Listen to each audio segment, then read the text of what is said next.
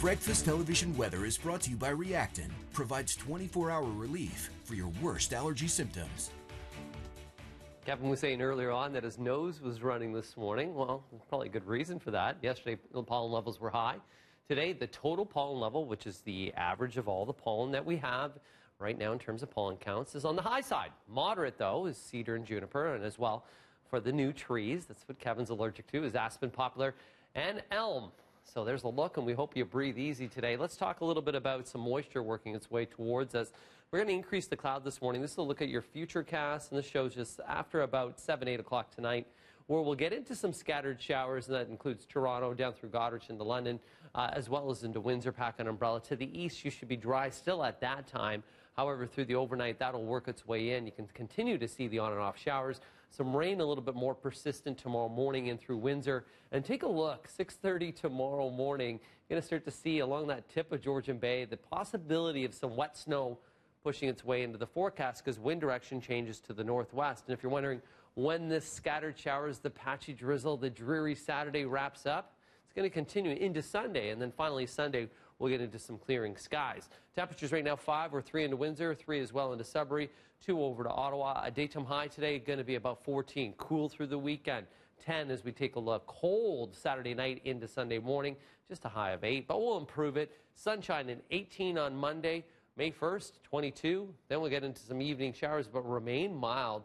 And we'll see even 19 on Thursday. Let's look at your forecast. Over to you, Steph. Thanks so much. We are currently looking at problems that we can't see just yet. Westbound 407, west of Airport Road, we have 2 left lanes blocked, all because of a collision. Emergency crews are on that scene. We're also looking at problems right now on the eastbound 401 approaching the 410 in the Express. We have 2 right lanes blocked, and that's all because of a collision. It's right under the bridge. You can't really see it too well, and now there's a truck.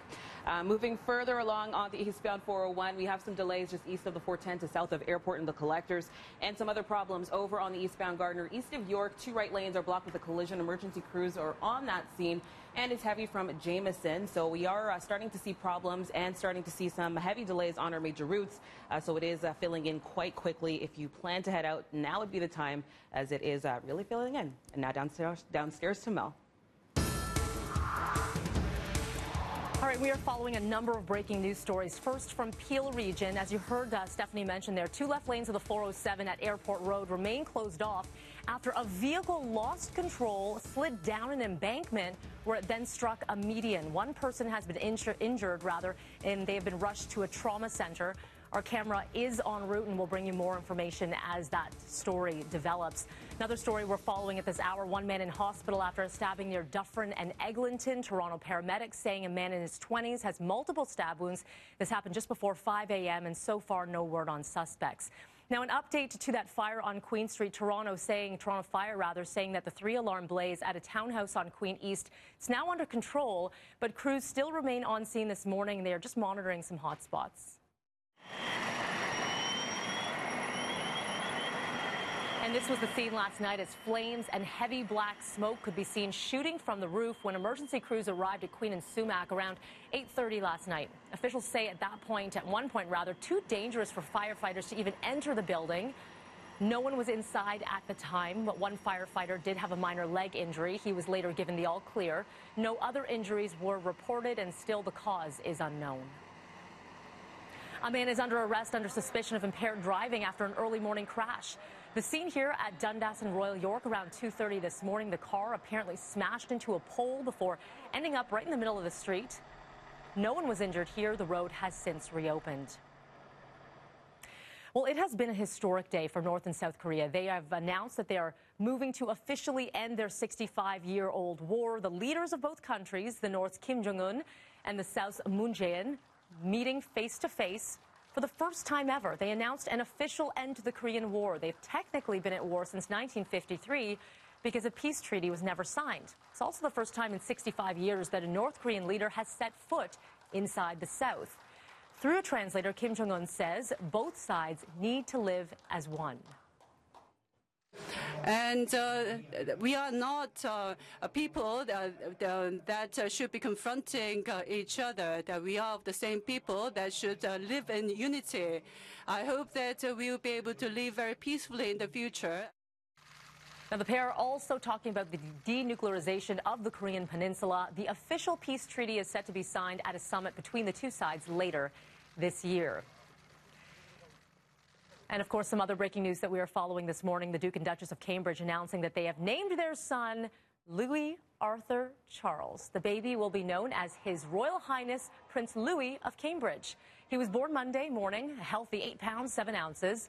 And the name announcement has been eagerly anticipated since William and Kate showed off their new son at the exclusive maternity unit. The prince is their 3rd child and is 5th in line to the British throne. Comedian Bill Cosby's retrial ends with a guilty verdict on 3 counts of sexual assault, and he could now face 3 decades behind bars. The 80-year-old has been convicted of drugging and sexually assaulting Toronto native Andrea Constand back in 2004. At the time, she was an employee of Temple University, a school which Cosby has close ties to. The assault is said to have happened at Cosby's Philadelphia area home. Constand did not comment directly on the decision, but stood by her lawyer as they said that they were satisfied with the outcome. I am so happy today that I can say that although justice was delayed, it was not denied.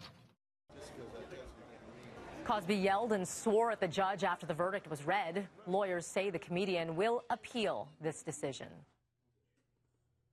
Well, a somber reminder of workers injured and killed on the job has now taken to Toronto streets. A black-wrapped streetcar is running empty in honor of those who never made the commute home. Every year, over 200 people lose their lives at work, and that is enough to fill a streetcar of people who didn't get to go home that night. The empty streetcar is running in advance of the day of mourning on April 28th to maximize public awareness of the day. And coming up here on BT, we're going to be speaking with the president and CEO of the Workers' Safety Board in the next hour.